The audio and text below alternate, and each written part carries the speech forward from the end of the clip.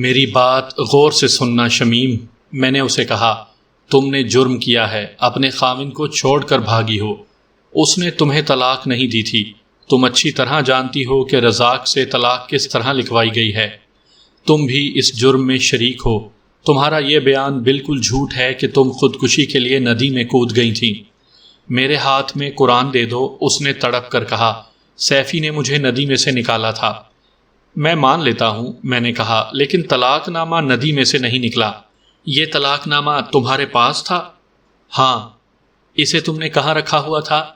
شلوار کے نیفے میں۔ میں نے طلاق نامہ اس کے آگے رکھ دیا اور کہا، یہ تو ذرا سا بھی نہیں بھیگا۔ کیا اسے تعویذ کی طرح چاندی یا سونے کے خول میں تم نے رکھا ہوا تھا؟ وہ کچھ نہ بولی۔ اس طلاق نامے پر جو تاریخ ہے، تم اس سے 5-6 روز پہلے گھر سے بھاگی تھی۔ میں نے کہا، تم نے اور سیفی نے اپنے بیان میں کہا ہے کہ خامن نے طلاق نامہ تمہارے ہاتھ دیا اور گھر سے نکال دیا۔ پھر اس نے طلاق نامے پر 6 روز آگے کی تاریخ کیوں لکھی؟ ہو سکتا ہے اس نے غلطی سے تاریخ آگے کی لکھ دی ہے، تو مجھے یہ بتاؤ کہ یہ کاغذ ندی میں بھیگا کیوں نہیں؟ اب وہ صرف سر ہلاتی اور دانتوں سے اپنے ہونٹ کاٹتی تھی۔ سیفی کچا چور ہے شمیم، میں نے اسے کہا۔ مجھے صحیح بات بتا دو، پھر میں دیکھوں گا کہ تمہاری کیا مدد کر سکتا ہوں۔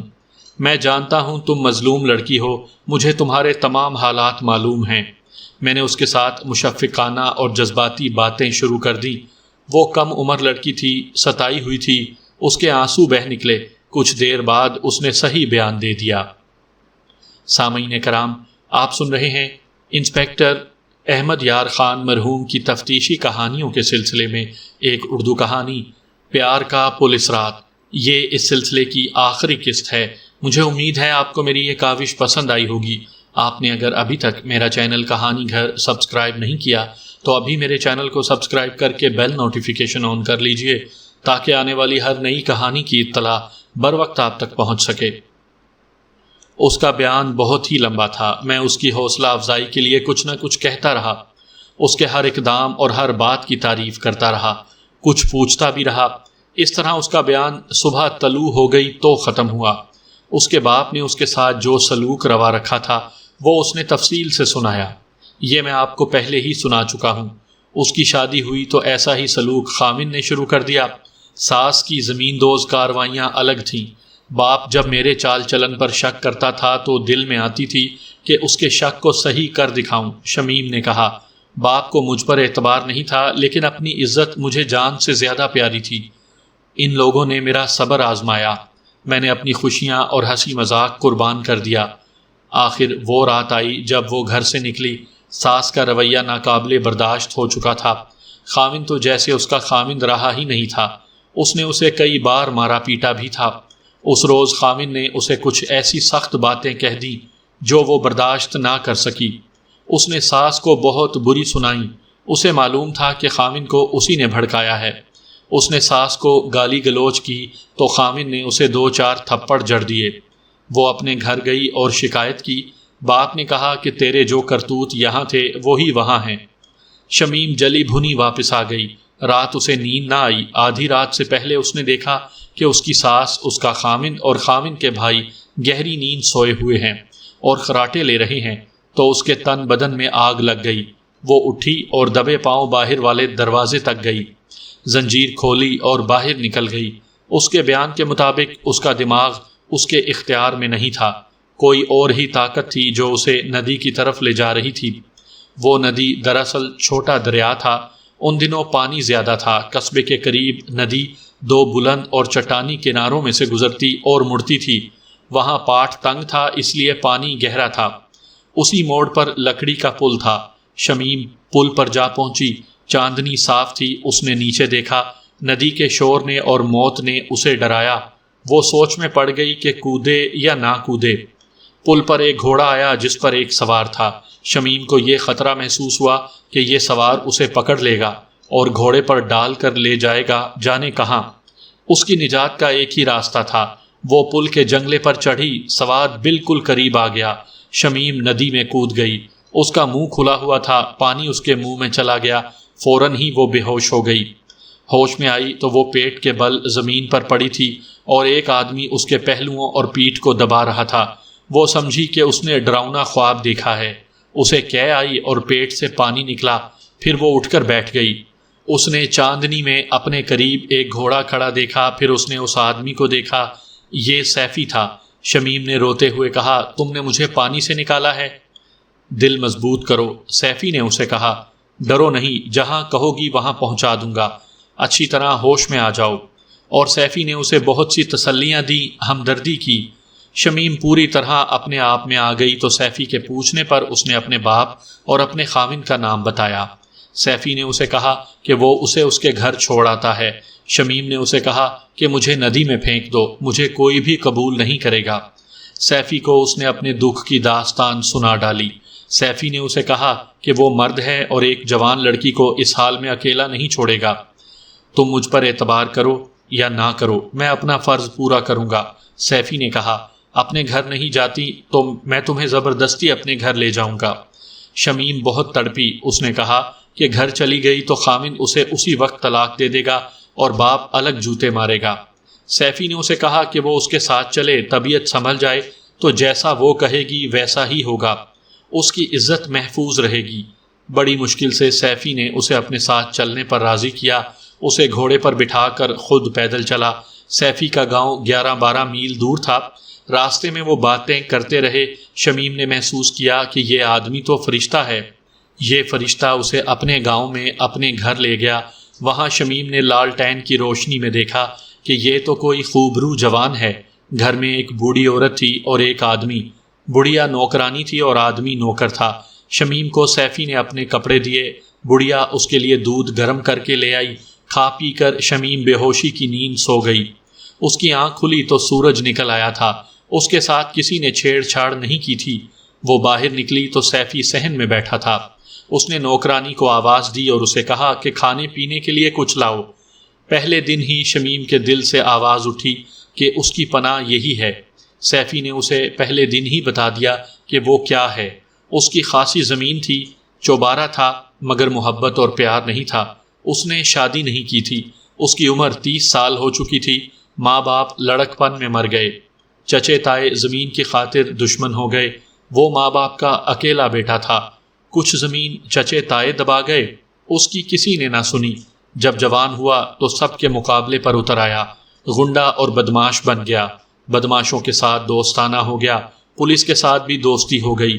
اس کے حصے میں خاصی زمین آئی، یہ چوبارہ بھی تھا۔ پہلے اسے ہر کوئی دھتکارتا تھا، اب وہ جوان ہو گیا اور زمین اور چوبارہ اس کے نام پکا ہو گیا تو بعض گھرانے اسے اپنی بیٹیوں کے رشتے پیش کرنے لگے۔ اس نے گاؤں میں کھڑے ہو کر کہا کہ تم لوگ اپنی بیٹیاں مجھے نہیں، میری جائیداد کو دے رہے ہو، اور اس لیے بھی کہ میں اکیلا ہوں۔ اس ضد میں آ کر اس نے شادی نہ کی، لیکن وہ پیار کے لیے ترس رہا تھا۔ اس نے شمیم سے کہا کہ وہ اس کے ساتھ زبردستی نہیں کرے گا، اگر اس کا دل مانے تو اس کی بیوی بن جائے۔ شمیم نے کہا کہ طلاق لیے بغیر شادی نہیں ہو سکتی۔ سیفی نے سوچ کر کہا کہ طلاق لے لی جائے گی۔ تیسرے روز سیفی نے شمیم کو ایک کاغذ دکھا کر کہا کہ یہ لو، طلاق آ گئی ہے۔ شمیم کو یقین نہ آیا۔ سیفی نے اسے بتا دیا کہ طلاق کس طرح لکھوائی گئی۔ سیفی نے اسے کہا کہ ڈرنے کی ضرورت نہیں، اگر پکڑے گئے تو تم یہ بیان دینا کہ خاوند نے مجھے طلاق نامہ دے کر رات کے وقت گھر سے نکال دیا تھا اور میں خودکشی کے لیے ندی میں کود گئی، مگر سیفی جو اتفاق سے ادھر آ رہا تھا میرے پیچھے ندی میں کود آیا اور مجھے مرنے سے بچا لیا۔ پھر میں نے اپنی مرضی سے اس کے ساتھ شادی کر لی۔ میں نے بڑے پیار سے جرح شروع کی تو شمیم نے یہ بھی تسلیم کر لیا کہ طلاق لکھوانے کی اسکیم میں وہ بھی شامل تھی۔ سیفی اور پھولا بادشاہ نے اس کے پاس بیٹھ کر اسکیم بنائی تھی اور شمیم نے انہیں اپنے گھر کے اندر کا نقشہ سمجھایا تھا تاکہ اندر جانے کی ضرورت پڑے تو یہ بھٹک نہ جائیں۔ سیفی نے شمیم سے کہا تھا کہ جب یہ معاملہ خیریت سے طے ہو جائے گا تو رزاق کے گھر ڈاکہ ڈالا جائے گا۔ شمیم نے کہا کہ رزاق کو قتل کر دیا جائے تو اسے روحانی خوشی ہوگی، وہ گلو کو نہیں جانتی تھی۔ سیفی اور شمیم کا ابھی نکاح نہیں پڑھا گیا تھا، لیکن یہ رسمی کارروائی تھی جس کی انہوں نے پابندی ضروری نہ سمجھی۔ شمیم نے اسے اپنا خاوند بنا لیا تھا۔ اس نے کہا کہ وہ سیفی کو چھوڑ کر کہیں نہیں جائے گی۔ اگر کہا گیا کہ یہ طلاق نہیں ہوئی تو بھی میں رزاق کے ساتھ نہیں رہوں گی۔ اس نے کہا اگر مجھے مجبور کیا گیا تو میں رزاق کو زہر دے دوں گی۔ میں نے اسے کہا کہ سیفی اچھی شہرت کا آدمی نہیں، سنا ہے کہ اس نے ڈاکوؤں کا گروہ بنا رکھا ہے۔ میرے ماں باپ، میری ساس اور میرے خامن جیسے عزت داروں سے تو یہ ڈاکو اچھا ہے، جس نے مجھے انسان سمجھا اور میرے درد کو اپنے سینے میں ڈال لیا۔ اس نے کہا اسے بھی پیار نہیں ملا، اس کے چچے تائے اس کی اتنی ساری زمین مار گئے لیکن انہیں کوئی ڈاکو نہیں کہتا۔ مجھے نفرت ملی ہے، میں محبت کی ترسی ہوئی ہوں۔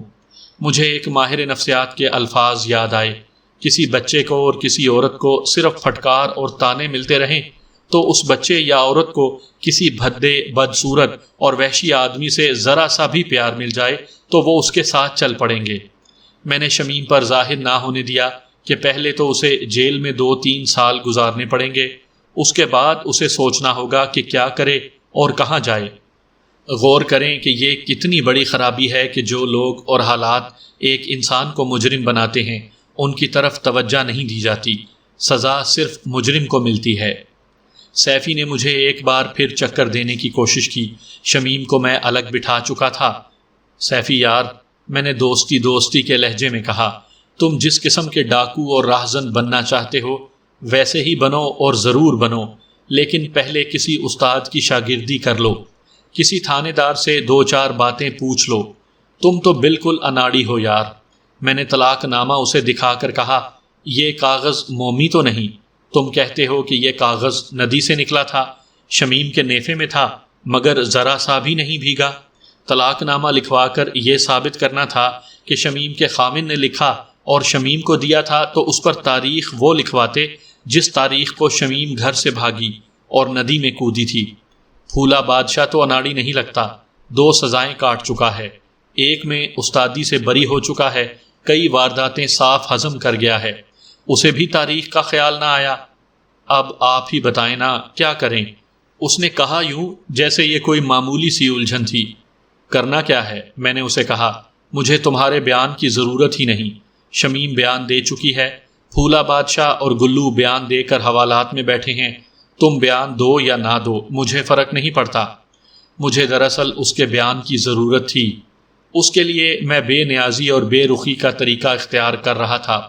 اس نے مجھے پھر رشوت کی پیشکش کی، میں نہ مانا تو اس نے کہا کہ شمیم کو 2-4 دنوں کے لیے اپنے پاس رکھ لیں، وہ تو کئی دن میرے تھانے کی مہمان رہے گی۔ میں نے کہا، تم اور تمہارے یہ دوست سب میرے مہمان ہیں، تمہارے پاس کوئی ایسی شہادت یا کوئی ایسا بیان ہے جو تمہیں بچا لے؟ نہ جی، کچھ بھی نہیں۔ بولو یہ سب کیسے ہوا؟ میں نے کہا، تمہارے پاس زمین ہے، چوبارہ ہے، تمہاری ذات اونچی ہے، تمہارا حکم اور روب چلتا ہے، پھر تم کس لائن پر چڑھ گئے ہو؟ اس نے بولنا شروع کر دیا۔ اس نے بات یہاں سے شروع کی اور بڑے جوش سے کی، میں لٹیرا بنوں گا ملک صاحب، مجھے کسی کی دولت اور کسی کی جائیداد نہیں چاہیے، میں ان لوگوں کے گھر خالی کر دوں گا اور مال ادھر ادھر پھینک دوں گا، آپ مجھے سزا دلا دیں، سنا ہے جیل خانے میں استاد مل جاتے ہیں، ان سے سبق لے کر آؤں گا، آپ مجھے پھانسی تو نہیں دلا سکتے، اوپر خدا کی ذات بھی ہے، میں نے ایک عورت کو مرنے سے بچایا ہے، کسی کی جان نہیں لی، اگر شمیم کا کہنا سچ ہے کہ وہ خاوند سے تنگ تھی تو میں نے زبردستی طلاق لکھوا کر نیکی کی ہے، آپ اسے جرم کہہ لیں، مجھے محبت کی ضرورت تھی، وہ شمیم نے مجھے دی، اسے پیار کی ضرورت تھی، وہ میں نے اسے دیا، آپ تھانے دار ہیں ملک صاحب، آپ کے سینے میں جو دل ہے وہ پتھر بن گیا ہے، مجھے قید کی سزا دلا کر آپ بہت سے تھانے داروں کو مصیبت میں ڈالیں گے، وہ سیفی ڈاکو کو ڈھونڈتے پھریں گے اور میری گولیوں سے مریں گے۔ سیفی یار، میں نے کہا، اگر میرے بس میں ہوتا تو میں تمہیں قید میں بھیجنے کے بجائے حج کے لیے بھیج دیتا، لیکن میں مجبور ہوں۔ میں نے دیکھا کہ یہ شخص ذہنی لحاظ سے نارمل نہیں تھا، ایسے لوگ نارمل ہو ہی نہیں سکتے۔ سیفی کو میں نے دل کا غبار نکالنے کا پورا موقع دیا اور سلوک دوستانہ رکھا۔ اس نے تسلیم کر لیا کہ اس نے طلاق اسی طرح لکھوائی تھی جس طرح رزاق اور گلو نے مجھے بتایا تھا۔ یہ بالکل صحیح تھا کہ وہ گھوڑے پر سوار کہیں سے اپنے گاؤں کو جا رہا تھا، پل پر آیا تو چاندنی میں اسے ایک عورت نظر آئی، وہ پل کے جنگلے پر چڑھ گئی، سیفی نے گھوڑے کو ایڑ لگائی اور وہ عورت کی اتنی قریب پہنچ گیا تھا کہ ہاتھ لمبا کر کے اسے پکڑ سکتا تھا، مگر اس نے حماقت کی کہ گھوڑے سے اترا، اتنے میں عورت ندی میں کود گئی، وہ اپنی جان لینے کے لیے ہی کودی ہوگی، سیفی نے مجھے بتایا۔ آدھی رات کو وہ ندی میں نہانے تو نہیں آئی تھی، وہ جل پری بھی نہیں تھی، اس نے کپڑے پہنے ہوئے تھے۔ مجھے بجلی چمکنے کی طرح خیال آیا کہ یہ کوئی میری طرح دکھی ہے۔ شوق سے کون مرتا ہے؟ مرد اگر ستایا ہوا ہو تو کسی نہ کسی طرح بدلہ لے لیتا ہے، عورت بیچاری جان لینے کے سوا کچھ نہیں کر سکتی۔